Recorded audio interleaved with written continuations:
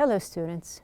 We are going to complete our week with the unit that we started. We have here Unit 5. Now the title of the unit is Do You Really Need It? And within the unit you can see that we talked about different topics concerning advertisement, about shopping. We took something about advising against something, and we had the pronunciation too. Now, once again, you can see that we have here adverb clauses also, and the real talk are also parts of what we talked about. And as we said, that we have here different types of phrases and different types of pronunciation. Now we're going to start with what we had yesterday in the last lesson. We have here the listening part. Now in the listening lesson, we had something about advertisements. Now we started with a question, how can an advertisement be successful? So this was about mainly talking about advertising techniques in a lecture. Now within the advertising techniques that we have here, we said that we have bandwagon technique, the anti-bandwagon technique, the endorsement and emotional appeal, which we matched with the different types of advertisements.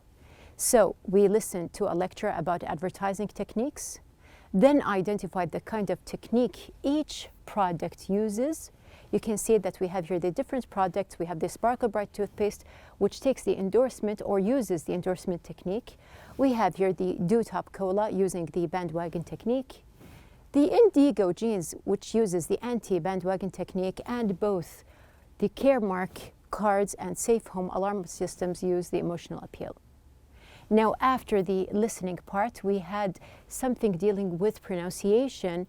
So as usual, we notice how native speakers speak English and how they link their words together and how their sentences flow.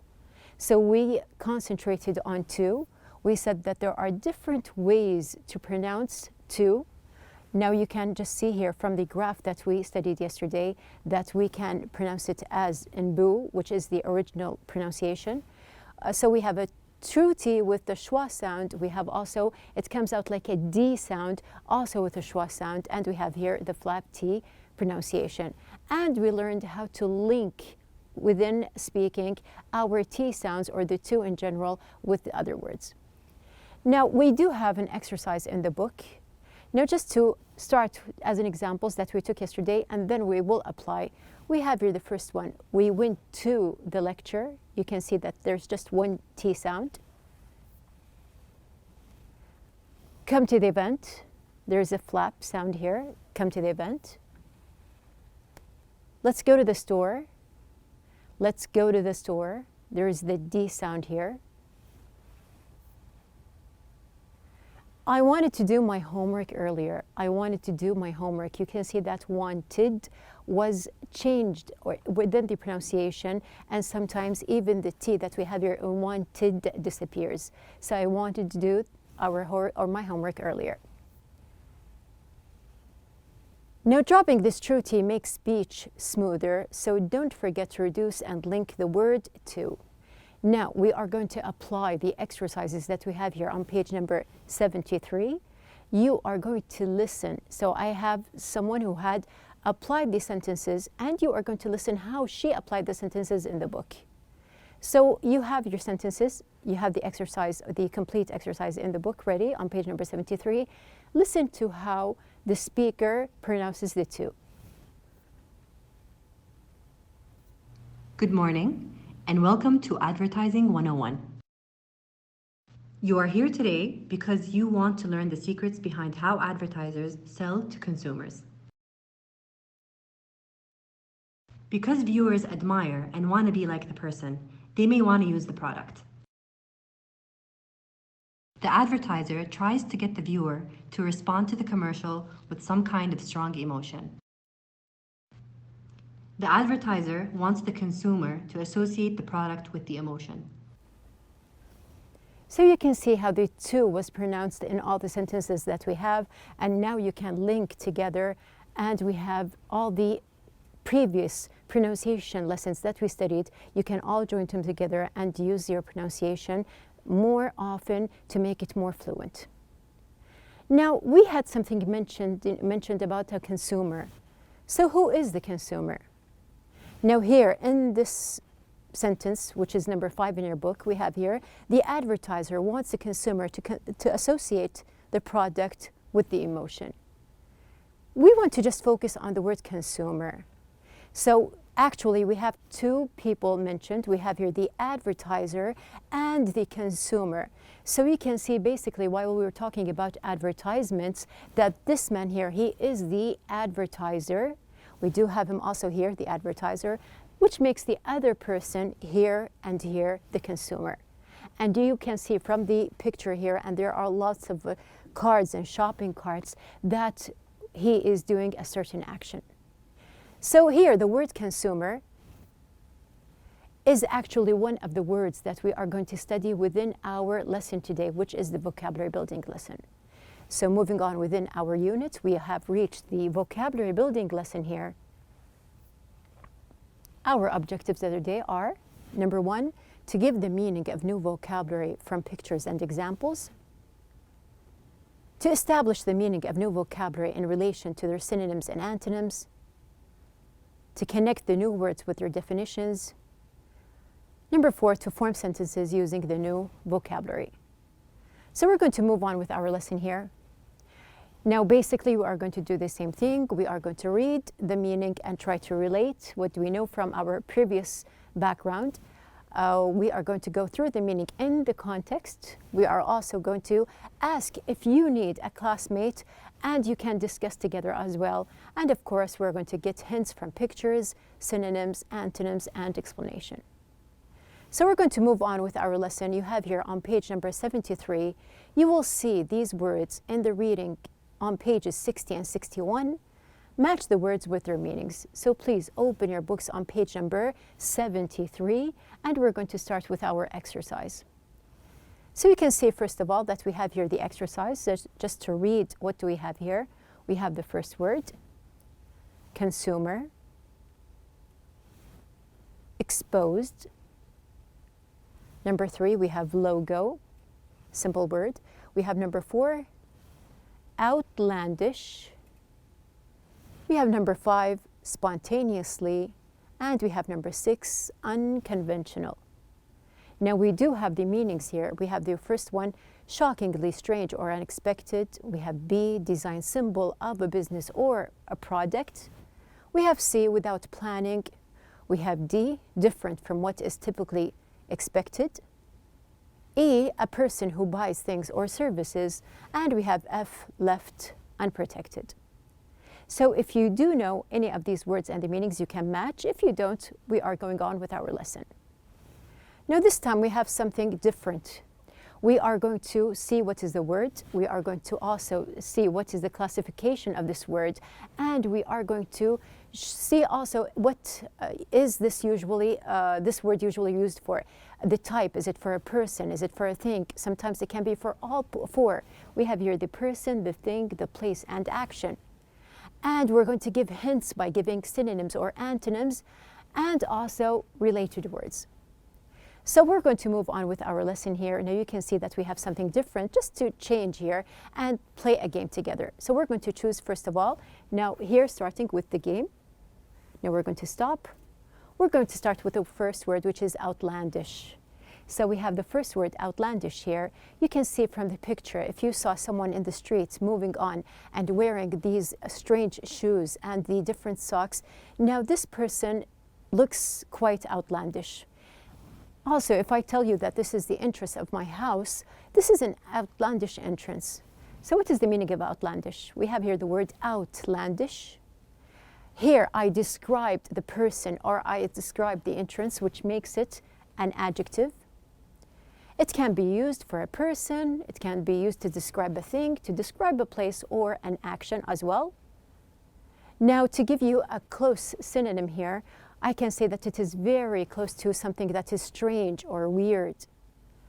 And we can relate it also with idiosyncratic. Do you remember idiosyncratic from the lesson that we took, listen and discuss in Unit 4, when we described the toys, Andy's toys, that they are idiosyncratic.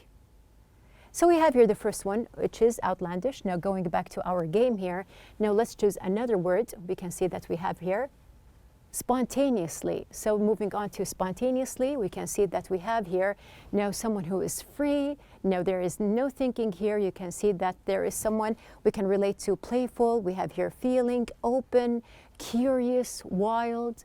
Now all of these words can be associated to the word spontaneous. Now just imagine that you are flying, you are free, there are no kinds of commitments, or there is nothing that you have to go back to and make sure of. So we have the word spontaneous as an adjective. Spontaneously with the ly here is the adverb. So since we do have an adverb here, this means that it is for actions. We are describing actions here. Now we can say that the synonym of spontaneous is something freely done. And we can say that we have here something is done without planning. So we have the second word here, which is the word spontaneous. Now moving on with our lesson here, we can stop also and choose the word unconventional. So we have here the word unconventional here. You can see that these are lots of fish. They are going together. They are the same color, but one is totally different. It is a different color and also going the different way. Now we can see also that we have here these 3 light bulbs, and we have here the one in the middle is different. So here, why didn't I say that's just different? Now we're going to see what is the meaning of unconventional. We have here the word unconventional is also an adjective to describe. We can describe a person, a thing, a place, or an action. And we can say that it is very close to, or actually it is the opposite of something that is usual. So here we are relating between something that is different but unusual at the same time. So this what makes it the unconventional meaning here. And we can relate it to our strange word, which is outlandish. So you can see that unconventional is very close to outlandish, but outlandish means that something is stranger. Now moving on, we have finished 3 words. Now we are going to see what else do we have here. We have the word exposed. Now we have the word exposed here. Let's just see here. Now we have here, you can see that there is a wire that is open, that is exposed. Now here, this can cause some kind of danger. Also, if you have any kind of device and the device is open, it's exposed, here it can be also something that it will be damaged. So there is a threat that this device will be damaged or a person might be hurt. But that's not always the case, because sometimes you have something like this. We have some advertisements. Now we can just tear the paper to see what is the advertisement that we have here under it, which doesn't have any kind of danger in it. But in general, we are going to say that we have here the word exposed. We are describing the wires here, that they are exposed, or the advertisement that it is exposed, which makes it an adjective. Now we have here, this adjective can be used for a person, a thing, a place, or an action. I can describe an action as an exposed action, or a place, an exposed place, or even a thing. Now also we have here something that is the opposite of exposed here. We can say that covered is the opposite of exposed. So we have here something that is exposed is something that is uncovered. And we have something also related, which means dangerous. Now just put in mind that there are a lot of things that might be exposed and might be dangerous at the same time. Now moving back, we have finished 4 words. Now moving on to see what we have left. We have the word logo. Now when we see the word logo here, which is actually a very simple word here, you can see that a lot of products, they do have logos. Now you can see these are different logos here. Now we do know that a logo is a noun. This is a logo. It is usually used for things. We have here, it is very close to a symbol. We can say that this is a kind of symbol, and we can relate it to brands, because usually brands, they are the things that have logos. Now going back to our last word, we have finished the part. We have unconventional, exposed, and logo.